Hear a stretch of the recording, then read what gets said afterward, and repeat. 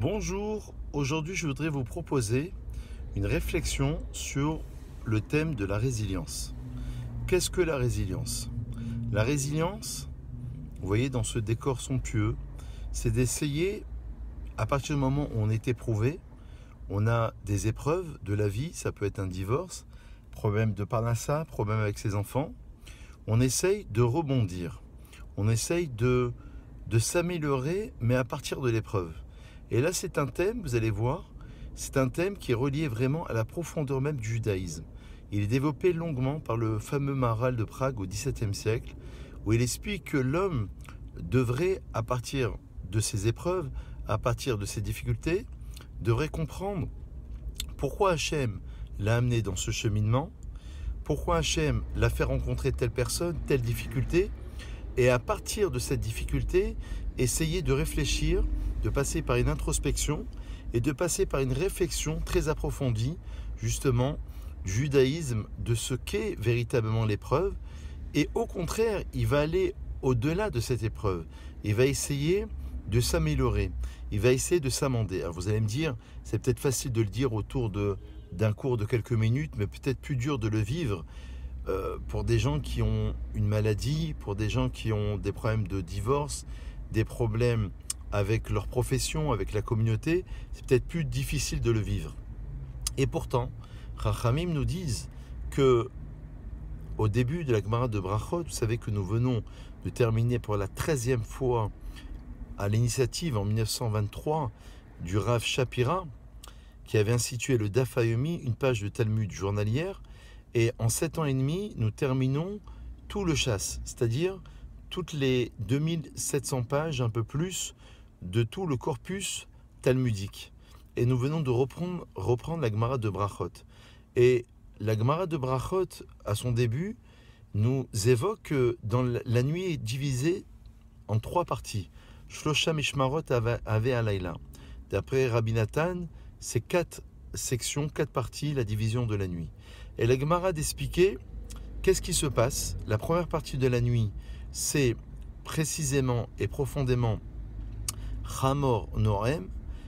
On va entendre le bruit de l'âne.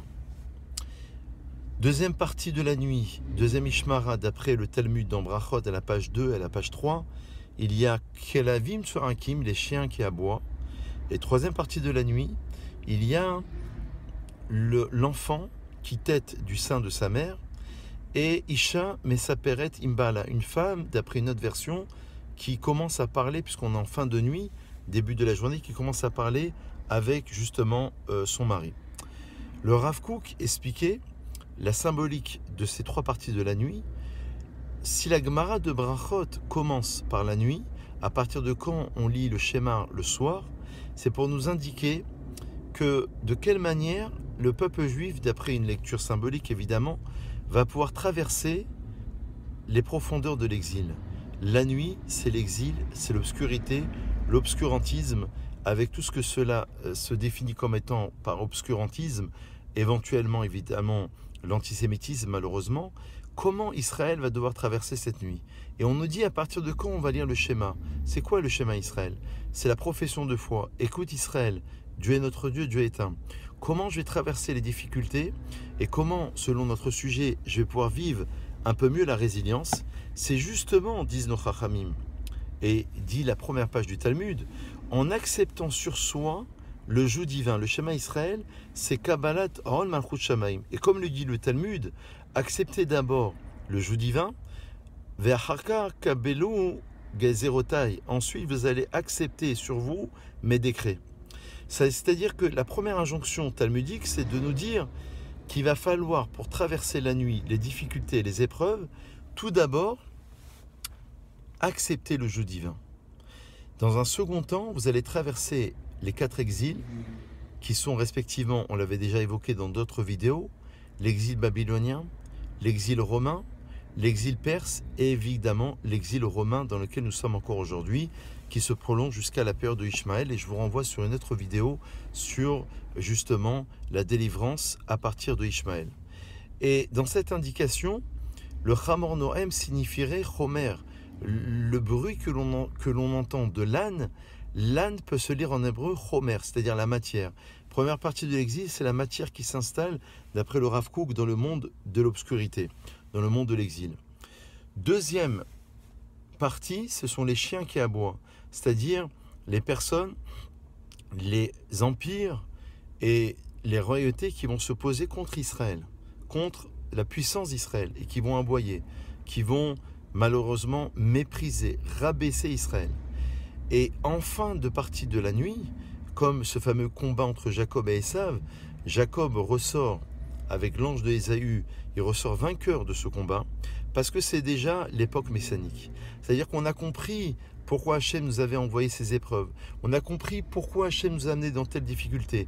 Et déjà, Isha Mesaperet Imbala, soit Tinok Yonek Mishede Imo, le bébé il va téter du sein de sa mère, c'est-à-dire qu'il va avoir une relation entre Israël et la mère, justement, c'est-à-dire la Shrina, la présence divine, ou alors Isha Mesaperet Imbala, c'est-à-dire que la femme va parler avec son mari, dans le sens qu'il va avoir une union à la fin de la nuit de l'exil, au début, à l'aube de l'ère messianique et de cette lumière divine qui va éclairer le monde, la femme va pouvoir reparler avec son mari, c'est-à-dire qu'il va y avoir une union entre la Knesset Israël, l'Assemblée d'Israël représentée par la femme, et le mari qui représente Dieu, où il va avoir cette union entre le divin et l'humain. Tout ceci pour nous faire comprendre la profondeur de l'épreuve, de ne pas vivre dans le déni, au contraire d'essayer d'accepter cette épreuve, d'accepter la difficulté dans un premier temps, dans un second temps la faire sienne, c'est-à-dire essayer de comprendre pourquoi. Alors dans l'émotion, les psychologues vont expliquer qu'il faudra pleurer si c'est une émotion qui est tragique. On a été vexé, on a été humilié, on a été méprisé. Alors, il faudra réfléchir pourquoi Hachem nous a envoyé cette difficulté et ensuite essayer de rebondir. C'est ça le plus important. C'est rester positif et essayer de rebondir à partir des épreuves que Hachem nous envoie. Bonne réflexion à vous tous et à très vite.